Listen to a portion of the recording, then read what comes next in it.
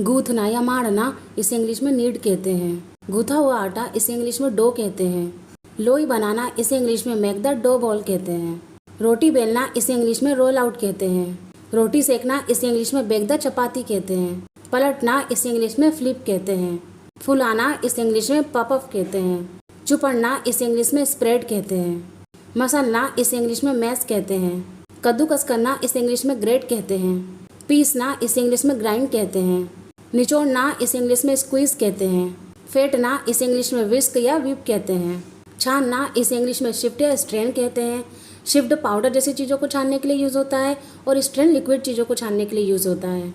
छिड़कना इसे इंग्लिश में स्प्रिंकल कहते हैं। मथना इसे इंग्लिश में चर्न कहते हैं। जमाना इसे इंग्लिश में सेट कहते हैं। भूनना इसे इंग्लिश में रोस्ट कहते हैं। सजाना इसे इंग्लिश में गार्निश कहते हैं। तोड़ना इसे इंग्लिश में ब्रेक कहते हैं।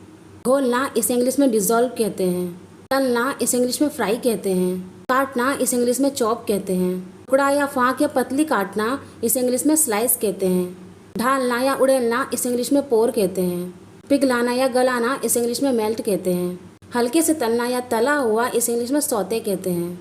उछालना इसे इंग्लिश में टॉस कहते हैं। भाप से पकाना इसे इंग्लिश में स्टीम कहते हैं। भोजन परोसना इसे इंग्लिश में सर्व कहते हैं।